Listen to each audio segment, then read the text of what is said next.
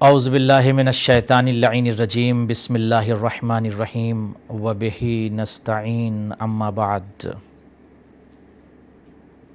حاضرین ناظرین السلام علیکم ورحمۃ اللہ وبرکاتہ۔ رمضان کا مقدس مہینہ، برکتوں سے مملو مہینہ اور خوشیوں اور بہجت سے مملو مہینہ آپ سب کو مبارک ہو۔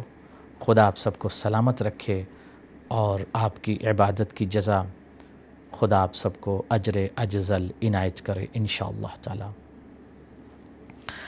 آج میں یہ چاہوں گا کہ آپ حضرات کی خدمت میں رمضان کی عظمتوں کو اور اس کے فضائل کو بیان کر سکوں، چند الفاظ پیش کر سکوں تاکہ آپ کے دیباچے تخیل میں فضائل رمضان کے کچھ الفاظ نقش ہو جائیں۔ رمضان چونکہ شہر اللہ ہے اور ایسا مہینہ ہے کہ جس کو سید الشہور کہا جاتا ہے۔ جمعے کو ہم کہتے ہیں سید الایام، ہم نہیں، روایت کہتی معصوم کا بھی جملہ ہے، جمعہ یوم الجمعہ سید الایام، جو دنوں کا سردار ہو اسے جمعہ کہتے ہیں۔ اور رمضان کا مقدس مہینہ رمضان المبارک شہر اللہ ہے اور سید الشہور ہے۔ شہور شہر کی جمع ہے، شہر کہتے ہیں عربی میں مہینے کو اور اس کی پلورل ہے شہور۔ سید الشہور یعنی تمام مہینوں کا سردار، سید عربی میں کہتے ہیں سردار کو، تو رمضان تمام مہینوں کا سردار ہے۔ اچھا، رمضان تمام مہینوں کا سردار ہے تو اس کا مطلب یہ ہے کہ سردار والا مہینہ ہے یہ، یعنی اس مہینے کو سرداری عطا کی گئی ہے، اور جب اس مہینے کو سرداری عطا کی گئی ہے تو 11 مہینہ جو ہے وہ سردار نہیں ہے، یہ ایک مہینہ سردار ہے۔ تو ہمیں کیا چاہیے کہ اس بابرکت اور بہجت اور سرور اور خیرات اور ثمرات سے مملو شہر میں، مہینے میں ہم کسب فیض کریں کہ نہ کریں؟ ہمیں اپنے شعبہ تخیل میں انقلاب لانا ہوگا کہ نہیں لانا ہوگا؟ ہمیں سوچنا ہوگا کہ یہ جو سید الشہور ہے، اس سید الشہور سے ہم نے کیا سمجھا؟ سردار ہے مہینوں کا۔ بٹ اگر ہم نے صرف یہ سوچا کہ رمضان خود کو بھوک سے روک لینے کا نام ہے تو حقیقت مفہوم تک ہماری رسائی نہیں ہوئی، مفہوم رمضان کو ہم نے نہیں سمجھا۔ عزیزان من، رمضان کو شہر و تلاوت القرآن بھی کہتے ہیں، شہر و تلاوت القرآن، ایسا مہینہ جو تلاوت کلام پاک کا ہے۔ What does it mean؟ یعنی ہم اس مہینے کو ایسے نہ جانے دیں، خود بھی قرآن کی تلاوت کریں، زیادہ سے زیادہ قرآن کی تلاوت کریں، اور اپنے احباب، اقربا، اپنے بچوں کو، اپنے یوتھ کو کوشش کریں کہ ان کو بھی ترغیب دلائیں کہ وہ قرآن پاک کی تلاوت کریں۔ کیوں؟ اس لیے تلاوت کریں کہ قرآن نور ہے، قرآن مکمل نور ہے، معجزہ خالدہ ہے۔ جب قرآن کی تلاوت کریں گے تو قلب میں تازگی آئے گی، قوت ملے گی، قرآن کی تلاوت کے ذریعے سے مزاج میں نور پیدا ہوگا، بصالت میں اضافہ ہوگا، حماس میں آپ کے اضافہ ہوگا، رزق میں اضافہ ہوگا۔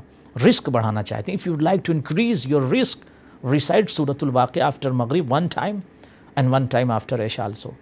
سورۃ الواقعہ ریسائٹ، آپ پڑھیں اس کو، سورۃ الواقعہ کو آپ پڑھیے، آپ دیکھیے کہ آپ کی زندگی چینج ہو جائے گی۔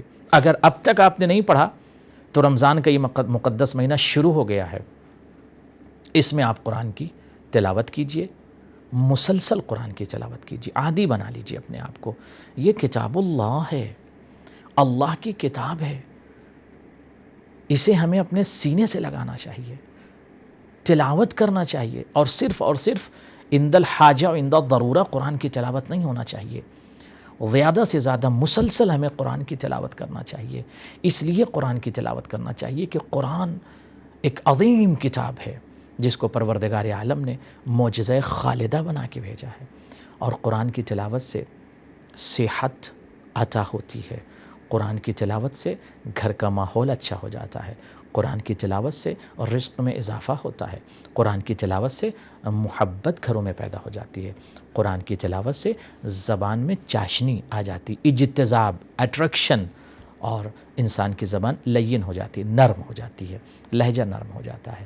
لہٰذا قرآن کی تلاوت کیجیے۔ قرآن کی تلاوت کرنے سے جو نسل ہے اس کے اندر اطاعت خدا کا جذبہ پیدا ہوتا ہے۔ قرآن کی تلاوت سے مزاج کو شرف ملتا ہے، لہذا قرآن کی تلاوت صبح کی نماز کے بعد بھی ہونا چاہیے، اور ظہر کی نماز کے بعد بھی قرآن کی تلاوت ہونی چاہیے، اور ممکن اگر ہو تو مغرب کی نماز کے بعد بھی۔ اور اگر دن میں کوشش کریں کہ رمضان کے مہینے میں سو سکتے ہیں تو نماز کے بعد، دوپہر میں نماز کے بعد آپ سو سکتے ہیں، قیلولہ کیجئے، ثواب ہے، اور قرآن کی تلاوت بھی کیجئے، کیونکہ یہ جو مہینہ ہے، یہ مہینہ پوری زندگی آپ کے اندر انقلاب لا سکتا ہے، مکمل زندگی آپ کی چینج ہو سکتی ہے اگر قرآن کی آپ نے تلاوت کیا ہے۔ اور اگر قرآن کی تلاوت نہیں کی، صرف روزہ رکھا، جسد کا روزہ رکھنا نہیں ہے، جسد کو، جسم کو، باڈی کو غذا سے دور رکھنے کا نام روزہ نہیں ہے، بلکہ مکمل حکم الہی کی اطاعت کرنے کا نام روزہ ہے۔ فکروں کو بھی اس طرف لانا ہوگا، مزاج کو بھی اس طرف لانا ہوگا کہ اطاعت پروردگار کس چیز میں ہے اور کس طرح سے ہم کو روزہ رکھنا ہے۔ تو یہ مقدس مہینہ شہر و تلاوت القرآن ہے، یعنی قرآن کی تلاوت مسلسل کیجئے۔ میں اپنے جوانوں سے کہوں گا، اپنے یوتھ سے کہوں گا، اپنے بچوں سے کہوں گا کہ قرآن کی تلاوت مزاج بنا لیجئے، عادت بنا لیجئے، تاکہ تلاوت کلام الہی سے آپ منزل شرف تک پہنچ سکیں۔ اور جب قرآن کی تلاوت ہوتی ہے تو ملک جھومتے ہیں اور دعائیں دیتے ہیں ملک آپ کو، اس لیے کہ آپ کلام پاک کی تلاوت کر رہے ہیں، لہٰذا خود کو اس سے محروم نہ کیجیے۔ اور یہ مہینہ شہر الطہور بھی اس کو کہا جاتا ہے۔ What does it mean شہر الطہور؟ پاکیزگی کا مہینہ۔ اچھا، پاکیزگی کا مہینہ، یہ مقدس مہینہ تو سارے مہینے پاک ہیں، تو پاکیزگی کا مہینہ کیا ہوا؟ شہر الطہور کیا مقصد ہوا؟ شہر الطہور پاکیزہ کرنے والا مہینہ،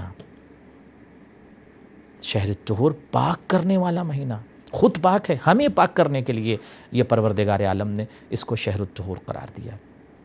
ہماری فکروں کو پاک کر دے، یہ مہینہ ہماری زبان کو پاک کر سکتا ہے، ہمارے مزاج کو پاک کر سکتا ہے، ہمارے دلوں کو پاک کر سکتا ہے۔ اگر ہم نے عہد کر لیا اور یہ کوشش کر لی کہ ہم اس شہر طہور سے اپنے اندر، اپنے مزاج کے اندر، اپنے فکر کے اندر ایک تبدیلی لے کر آئیں، یہ پاکیزگی کا مہینہ ہے۔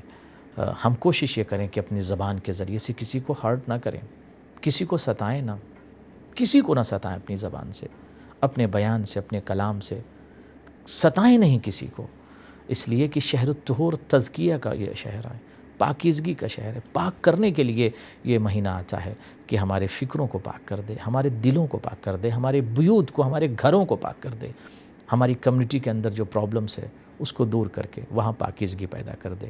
لہٰذا اس مہینے سے قذف فیض صحیح معنوں میں مکمل طریقے سے کرنا چاہیے۔ خدا آپ سب کو سلامت رکھے اور آپ سب کو اجر اجزل عنایت کرے۔ والسلام علیکم ورحمۃ اللہ وبرکاتہ۔